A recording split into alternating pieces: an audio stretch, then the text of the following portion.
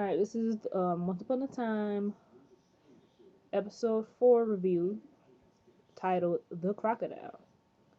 All right, the backstories for this one is Rumpelstiltskin, Amelia, and Captain Hook. All right, the show episode starts off with Belle having a bad dream about Rumpelstiltskin as the Dark One choking Leroy, and she wakes up from it and she sees him in a basement spinning gold and putting a thread into a beaker, which pretty much for Belle means, he's still, still doing magic and stuff like that, even though she really doesn't want him to. So then we go into the fairy tale past and we see Robert Skoskin before he was the Dark One. He goes to find he's trying to find he goes to find his wife, in a pub. She drinking, talking, having like a little blast and stuff. And she pretty much hates him because he didn't fight for the Ogre Wars. He didn't fight in the Ogre Wars. And she's talking about, all the other wives, they became widows, and I became known as the wife of the coward and stuff like that.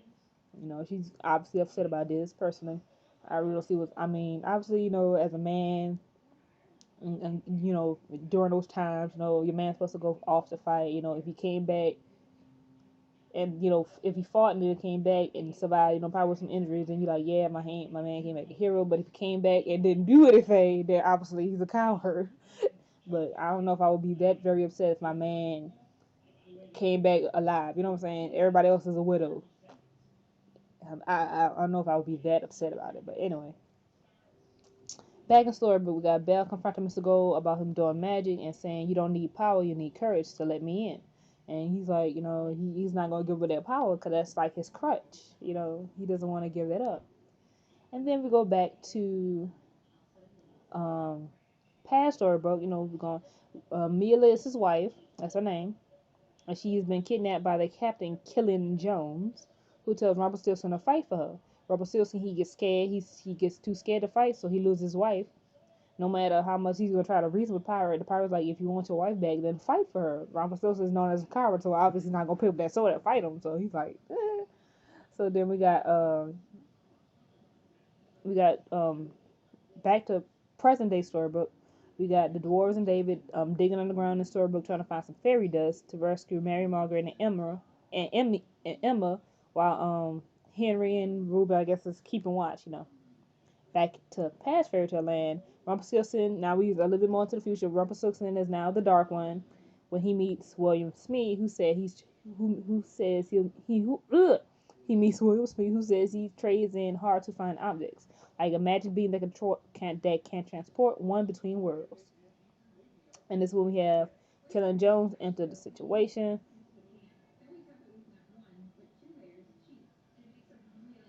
And so we have the captain referring to Rumpelstiltskin as a crocodile when he jostles him. But since he's the Dark One now, he's all scary and stuff like that. So Rumpelstiltskin's asking, what was my wife was Mila. So Jones tells him that she's dead. Rumpelstiltskin's like, okay, I'm gonna duel you the next morning at dawn. So when they fight,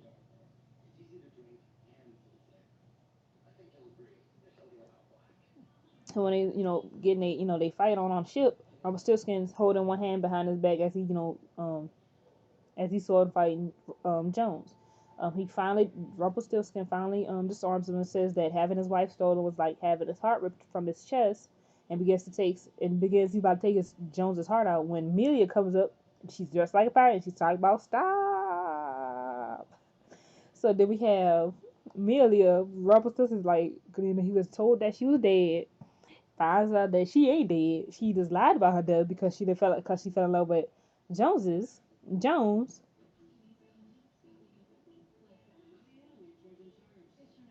And so Rumpelstiltskin is like, he's obviously upset by this because one, I understand you don't like. I understand you have your hatred for me, but seriously, we have a kid together. Like, really, we have a son together, and so he had to go back to his son Belfire and tell your son that his mama died when she ain't. Really, really. I understand this woman don't like Rumpelstiltskin, but seriously, didn't your child into your mind once? I mean, I don't know. Leave my son for my love life. Let's see. I don't know. I think I would have stayed with my kid. I'm sorry. Kids need a mama. I'm just saying. I don't think I would have left my child because I fell in love. I think that was bad parenting on her part. That's all I gotta say. Anyway, then she confesses she's unloved, so she shows him Smee's hat and says that she has a magic bean and she'll give it to them for their lives. And she tells Rumpelstiltskin that she was a coward, and she says, "I never loved you."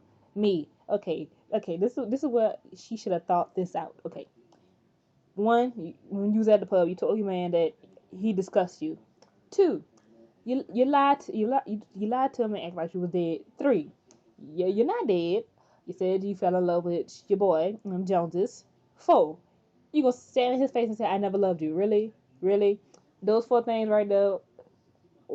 She calls her own demise. So like I say, so Robert Simpson becomes angry and he rips her heart out and crushes it and kills her. Seriously, she set up her own demise. That's all I gotta say. She set that up. I'm seriously, you should have saw it coming. If your ex lover is now the dark one, you think I'm gonna sit in front? You think I'm gonna stand in front of him talking about I never loved you?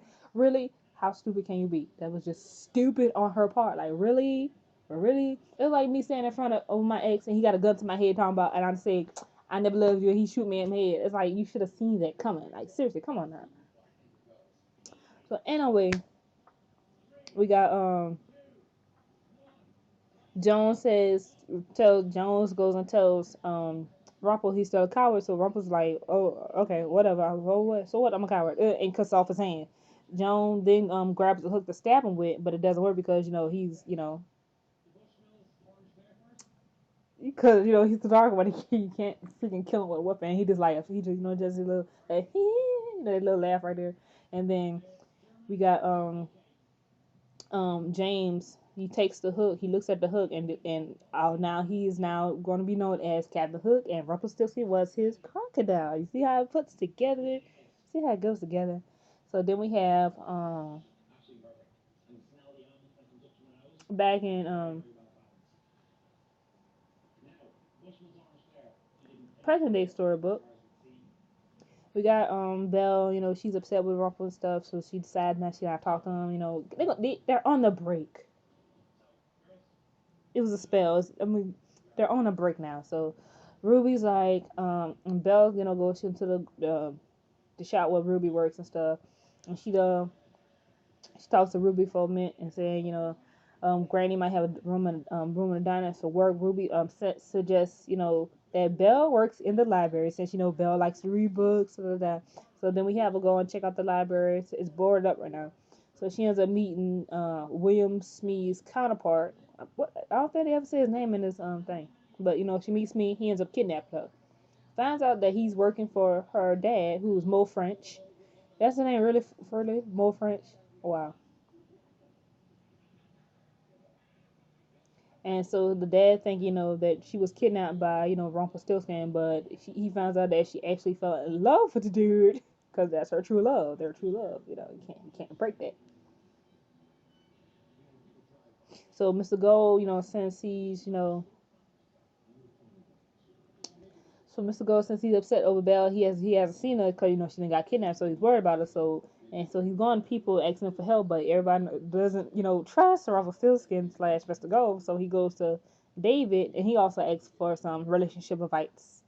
And David tells him that relationships should be about honesty, not just literal truth, but honesty of the heart. So they go over to Ruby. They find Ruby, and Ruby tells them that she was in here talking about stuff. And Ruby says she's actually the wolf from her own story. That's why she constantly wears red to keep from turning into the wolf. They use her to track down Belsner, and they find out it's a shop. The name of the shop is A Game of Thorns. If any of you actually watch the show, you kind of get the point. You kind of get the the dad then tells him that she tells him that she's gonna make Belle forget about Rumpelstiltskin, even if that makes her forget about me too. So they realize, oh snap, he gonna push her over the line using the tunnels, the mining. Gonna push her over the line using the mining tunnel. So they're rushing back. So they rush into the tunnel, right? And so Gold using magic pushes the cart back, and so Belle, she thanks Rumples for for saving her, but she still rejects him, and she rejects her father also. So the next day, Ruby teaches Belle to eat pancakes and hands her a little box that has a key to the library. Gold is inside the library. And he says she's right about him. He's a coward. He explains about using magic to trying to find Bay and break the curse. I really hope he finds the son, but I have a theory who the son is, but I'm gonna wait until after I finish the summary first. So he says goodbye to her and begins to walk away. And she asks him, "Have you ever had a hamburger?" She says she hasn't, and says maybe they could have one sometime. So I'm like, oh, look at that true love, beautiful. So back in fairy tale land, we have Rumpelstiltskin realizes that he was tricked, that the hand he didn't cut off didn't have the beam. So back on the pirate ship, we have Hook, Jones, aka now Captain Hook. He offers Smeeze his life in return for scrubbing the deck as they go to Neverland before Jones puts on his hook. So we have that situation. He's going to we got Smee now and Hook. Throw the bee in the water. He's like, "Where we going, Captain? We going off to Neverland." Well, what? I'm curious of who Peter Pan is, though.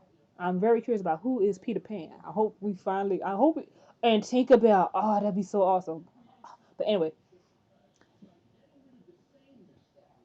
back in Storybook, present day Smee has no information about the whereabouts of Killing Jones for Mr. Gold. Present day Fairy Tale Land, we see Captain Hook on the shore with Cora is talking about she got a bottle. She has a bottle, with the ashes from the wardrobe, and she said we can go to Storybook to see her daughter. And Jones replies, and I can skin myself a crocodile. I'm like, oh snap!